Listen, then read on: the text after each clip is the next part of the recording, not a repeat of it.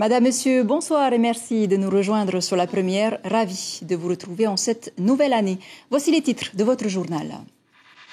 Les premières vaccinations anti-Covid démarrent dès demain avec certaines personnalités politiques de près de 70 ans. La campagne grand public, elle, sera lancée lundi prochain. Et tout l'enjeu de cette campagne de vaccination sera de convaincre les Polynésiens les plus sceptiques. Comment? Nous verrons cela avec Daniel Monconduit, docteur en anthropologie, qui est notre invité. Bonsoir, on vous retrouve dans un instant. Et le protocole sanitaire et gestes barrières restent de vigueur pour cette rentrée scolaire. Nous verrons cela à l'école Veruti Afaa, mais aussi dans les bus scolaires de la zone urbaine. Les professionnels du tourisme peinent toujours. Après un bon mois de décembre, les pensions de famille sont inquiètes. Elles n'ont aucune visibilité pour les prochaines semaines.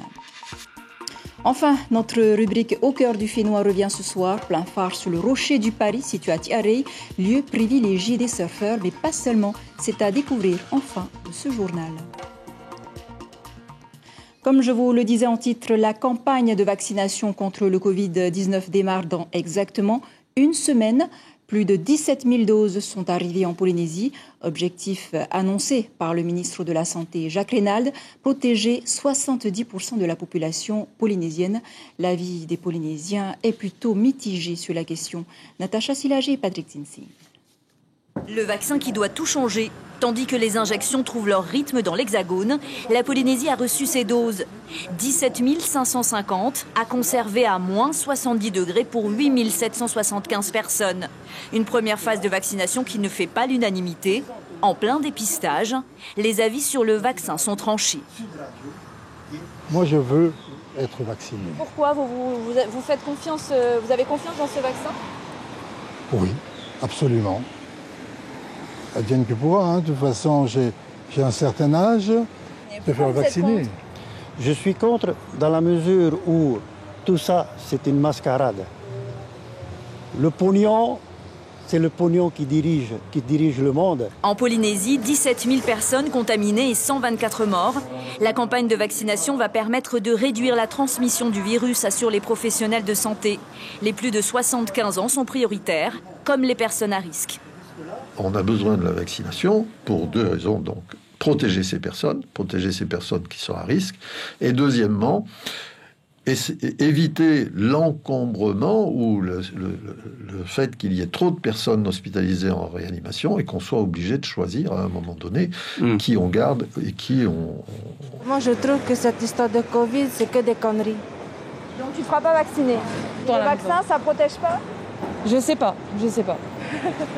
Je pense qu'ils vont pas nous faire du poison non plus, je veux dire, voilà. Hein, si ça peut, je sais que ça va peut-être pas guérir, mais au moins ça va atténuer un peu. 4 centres Covid vont vacciner. Les médecins libéraux, de leur côté, garantissent l'efficacité du vaccin. Depuis la création des vaccins ont plus sauvé de vies qu'ils n'en ont coûté. Donc je pense qu'il n'y a aucun risque à avoir avec ce vaccin. 23 000 personnes doivent être vaccinées à Tahiti et à Moorea. La phase 2 concernera les îles avec l'arrivée d'un autre vaccin, le Moderna, qui se conserve à moins 20 degrés seulement. Et pour montrer l'exemple, dès demain après-midi, les premières personnalités politiques, mais aussi certains médecins, vont se faire vacciner. Et en attendant qu'il soit déployé au grand public, la Covid-19 continue de tuer. Elle a encore fait 2 morts ce week-end. On compte également 99 cas supplémentaires. 43 hospitalisations sont en cours, dont 18 en réanimation.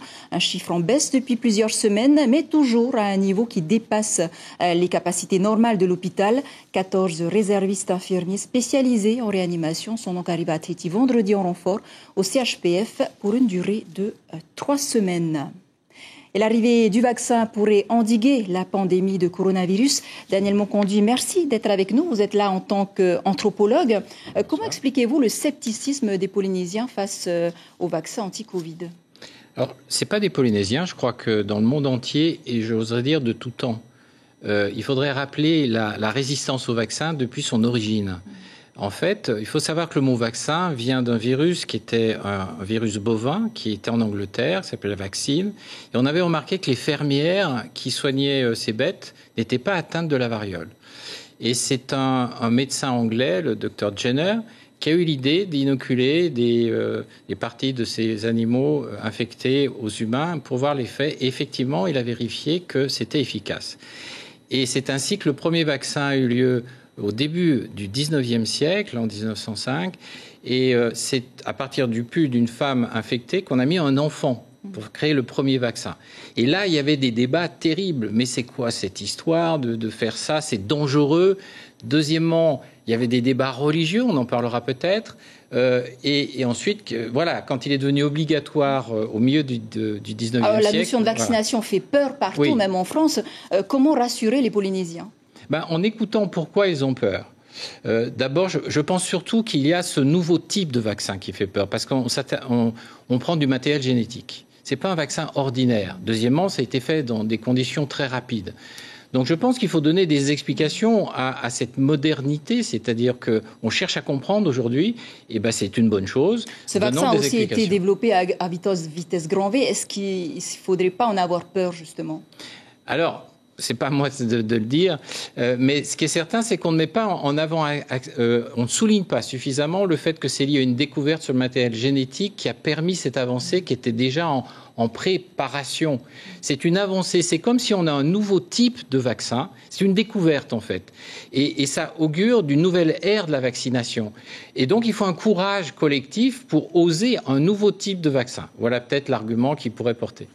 Alors, vous disiez, on en avait parlé, que les églises ont un rôle majeur et devraient, selon vous, donner leur approbation ou du moins faire de la sensibilisation. Oui, alors là encore, je ne peux pas me permettre de dire qu'il faut, mais toujours est-il qu'on ne peut pas imaginer une campagne de vaccination sans l'approbation des églises. Pourquoi? Parce que cette maladie est mortelle. Et toutes les maladies mortelles ont une consonance religieuse dans la culture polynésienne et pas que.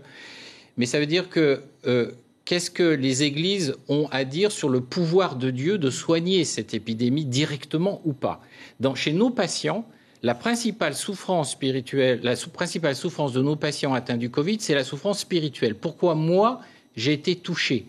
Donc je pense que le discours religieux est essentiel parce qu'il y a un enjeu majeur pour les gens qui sont touchés et encore plus pour les Matayapo qui partent. Et vous savez qu'en Polynésie, il faut mourir en paix. Et quelqu'un qui meurt dans des conditions d'atteinte d'un virus, c'est ce qu'il y a de pire. Donc, au nom de nos Matayapo, pour qu'ils puissent partir en paix, il faut à tout prix éviter qu'ils meurent à cause de l'épidémie. Donc, le vaccin m'apparaît avoir aussi une dimension religieuse. Alors justement, l'enjeu de la campagne sera de convaincre les plus sceptiques. Oui, encore une fois, c'est une bonne chose, parce que obliger ne sert à rien. En plus, le Polynésien est très libre.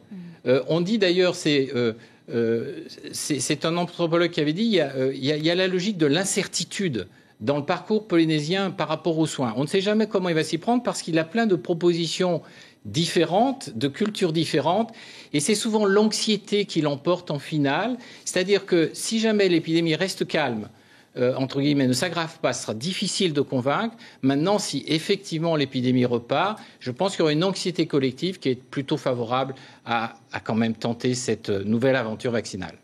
Daniel Monconduit, merci beaucoup d'avoir répondu à nos questions. On retiendra donc le rôle crucial des églises dans la sensibilisation à cette campagne de vaccination anti-Covid qui, je vous le rappelle, va démarrer lundi prochain. Et c'est donc sous haute surveillance que la rentrée scolaire s'est déroulée ce lundi. Pas moins de 50 000 élèves des établissements privés et publics ont repris le chemin de l'école. Une reprise avec le même protocole qui prévalait déjà lors de la rentrée du mois de novembre. Toutefois, certains parents ne cachent pas leur inquiétude. Illustration à l'école Veroti Afa'a, James Oejerumi. C'est sous un temps pluvieux que ces élèves de FAA reprennent le chemin de l'école. Mais la préoccupation des parents est ailleurs. Malgré l'arrivée du premier lot de vaccins contre la Covid-19, ils savent que les enfants ne sont pas prioritaires. Oui, ça a été facile, ça a été bien. Comme les enfants, ils veulent faire la rentrée. Comme les enfants, ils veulent vraiment aller à l'école. C'est pour ça que je les ai laissés. Sinon, ça m'inquiète quand mes enfants, ils vont.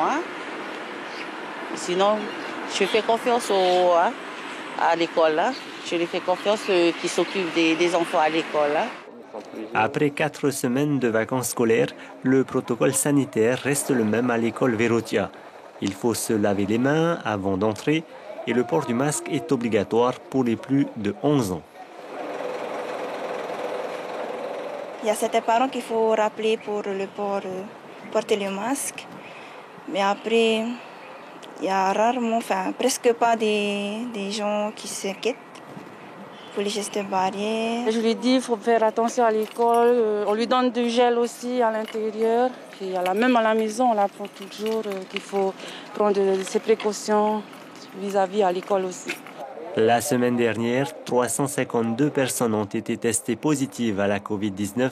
C'est la première fois depuis 2 mois que ce chiffre est en augmentation, de quoi réveiller l'inquiétude des parents d'élèves. Et demain matin, il sera amplement question de sécurité sanitaire dans les établissements scolaires avec la ministre de l'Éducation, Christelle Lehartel. Elle sera l'invitée café d'Ibrahim Ahmedazi dans votre matinale radio. Et les mesures sanitaires sont également respectées dans les bus scolaires. La société de transport en commun, la RTCT, compte développer une application destinée aux parents et aux élèves pour suivre les horaires de ramassage. Une application qui serait bien utile, ne serait-ce qu'aux 6000 élèves de la zone urbaine qui prennent le bus chaque matin. Kaliliena Rivitotapo. 5h45, début du ramassage scolaire à Titioro. Cet élève de 5e est habitué à prendre le bus tous les matins, car sa maman travaille jusque tard le soir. Tu as l'habitude de prendre le bus? Oui. Alors, qu'est-ce que tu en penses? C'est bien? Oui, cool. Ça évite aussi de m'emmener sur tous les jours. Assis au fond à droite, cet autre élève est heureux de retrouver le chemin de l'école. C'est mieux de prendre le bus, parce que sinon je marche plus à pied. Comment ça se passe pour cette rentrée? C'est bien de retourner à l'école. Pourquoi?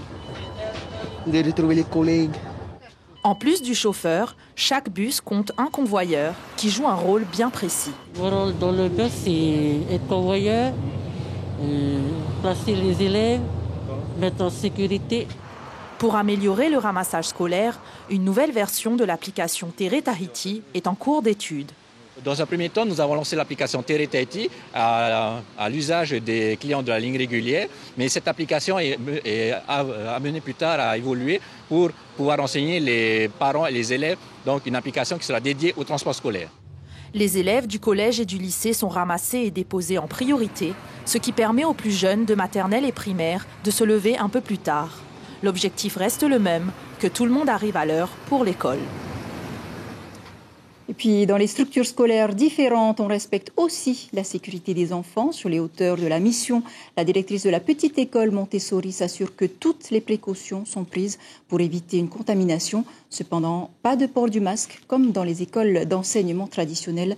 Visite cet après-midi avec Brigitte Olivier, Nora Mourad et Patita Savia. Surprenante, la méthode Montessori, basée sur la responsabilisation individuelle et l'entraide collective. Ces enfants sont tout petits, entre 2 et 5 ans, mais ils ont quand même entendu parler du coronavirus. C'est des microbes. C'est des microbes? Et qui font quoi? Mais les gens toussent comme ça.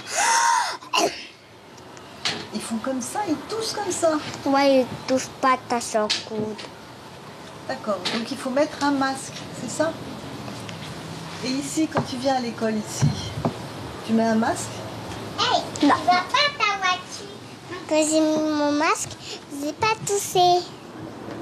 Tu fais attention quand tu mets ton masque? Eh oui. Mais quand tu viens à l'école, tu mets pas le masque. Quant aux enseignants, leur méthode, c'est d'abord l'observation de ces petits pour profiter au maximum de leurs aptitudes naturelles. Des enfants de maternelle qui gèrent leurs envies et leur temps, mais doivent apprendre à s'assumer, ranger, nettoyer, apprendre que personne ne le fera pour eux plus tard dans la vraie vie. Alors pour le coronavirus, c'est pareil. Pas de masque, certes, mais des gestes barrières que ces enfants contrôlent plus rapidement. Nous sommes une petite structure. Donc on ne parle pas de structure avec 600, 700 élèves. On a une petite structure, on est souple, donc on s'adapte facilement. Donc nous avons les mêmes gestes de protection imposés pour tout le monde, comme tout le monde. À savoir se nettoyer les mains, bien se nettoyer les mains. Pour autant, les personnels de cette école font beaucoup plus attention quand ils rentrent chez eux. Moins d'interaction avec l'extérieur et surtout, s'il le faut, volontairement, on se confine. On a par exemple fermé 15 jours l'école au mois d'octobre. sur cas contact. L'école emploie 2 aides maternelles et 2 assistantes qui se relaient chaque jour. Elles ont intégré que la liberté qui règne ici ne se conjugue pas avec le laxisme. Alors oui, une classe où la maîtresse a le visage découvert, ça fait toute la différence. Mais ce n'est effectivement envisageable que dans les toutes petites structures. Et à l'heure du retour des vacances, les professionnels du tourisme dressent le bilan.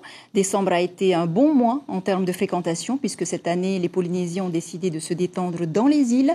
Pas sûr toutefois que cela suffise aux pensions de famille pour tenir dans le temps. Lucille Guichet-Tirao, Hubert Yao et notre correspondant à Ouapo, Lionel Dehamona. C'était un pari un peu fou et le hasard du calendrier, ouvrir une pension à Moorea en pleine crise de la Covid. Sarah et Stéphane ont construit 2 bungalows à 2 pas de la plage de Tahiamanu. Ouverts à la clientèle depuis 4 mois à peine, ils misent sur le tourisme de proximité. On a en priorité une clientèle locale, alors je pense que c'est dû au Covid. Les gens annulent leurs vacances à l'étranger et on récupère toute cette clientèle. Si à Moorea, les vacances scolaires attirent les visiteurs locaux, les archipels éloignés sont à la peine. Aux Marquises, le phénomène est amplifié par les problèmes de desserte aérienne. À Ouapo, cette pension a déjà perdu 60% de sa clientèle internationale. Et les pannes répétitives du Twin Otter engendrent des annulations supplémentaires. Nous avons refusé jusqu'à 10 réservations de gens qui voulaient vraiment venir. Et en fait, donc, nous avons eu une grosse perte financière par rapport aux problèmes de desserte à la fois aérienne et maritime. Donc on est vraiment encore un peu enclavé, c'est-à-dire empêcher les gens de venir. Il faudra désormais attendre 5 semaines et les prochaines vacances scolaires pour espérer revoir des visiteurs. La clientèle locale ne suffit pas, c'est sûr. Moi, je vais prendre comme exemple Moorea, qui a la clientèle locale chaque week-end, mais nos pensions de famille, nos activités, nos prestataires, nos chefs d'entreprise ne peuvent pas vivre sur des week-ends. Le très attendu Salon du tourisme se tiendra début février. Véritable bol d'oxygène pour les professionnels du secteur. Il n'est pas encore décidé s'il se tiendra virtuellement ou physiquement en fonction des conditions sanitaires. Voilà un salon sur lequel comptent évidemment les 250 pensions de famille de Tahiti et des îles. Et pour clore ce journal, direction la côte est de Tahiti, Tiarei, pour découvrir ou redécouvrir un lieu insolite, pourtant très apprécié des surfeurs, le rocher du Paris, au bord de la rivière Fa'ananu. Le lieu accueille depuis peu des touristes. Rencontre avec la propriétaire des lieux, Lucille Guichet-Tirao et Jérôme Lee.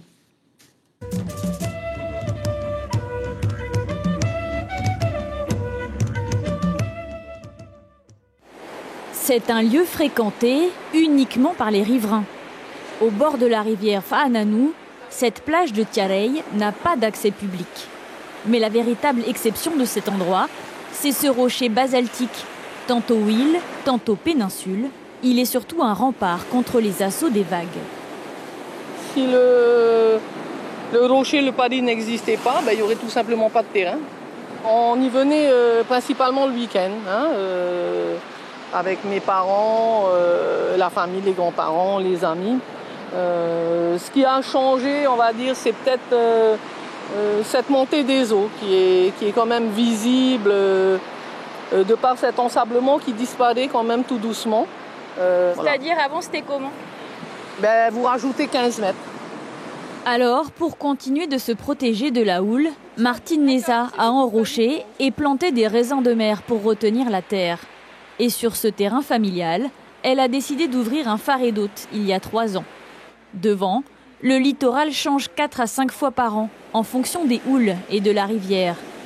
Une crique connue des pêcheurs côtiers, mais surtout des amateurs de bodyboard. Qui trouvent leur compte avec une vague retour qui, lorsqu'elle tape sur le manteau, recrée une vague retour. Et donc, ils arrivent à bien profiter des lieux et à pratiquer, on va dire, leur sport. Tant qu'on est là, les gens nous connaissent, nous appellent, est-ce qu'on peut descendre, Martine, pour aller pratiquer notre sport? Oui, il n'y a pas de problème. On les laisse gentiment passer, et puis voilà, ils font leur sport et puis ils rentrent chez eux. Un lieu atypique qui inspire, comme dans ce clip réalisé par le Conservatoire de Tahiti. Et par temps calme, le rocher redevient le terrain de jeu d'Enoha. Voilà, vous savez à peu près tout sur ce rocher du Paris à Tiaret. C'est ainsi que se referme cette édition dont je vous rappelle l'information principale. La campagne de vaccination contre le Covid-19 démarre dans une semaine, lundi prochain exactement. Plus de 17 000 doses sont arrivées en Polynésie. Objectif annoncé par le ministre de la Santé Jacques Raynal, protéger 70% de la population polynésienne. À la une de votre dépêche, demain, le quotidien titre condamné à 4 mois ferme, arrêté 14 fois sans permis. Voilà, c'était l'essentiel de l'actualité. Merci de nous rester fidèles. 5 heures, vos infos radio. À suivre 2 épisodes de votre série Lone Star. Très belle nuit sur la première. À demain.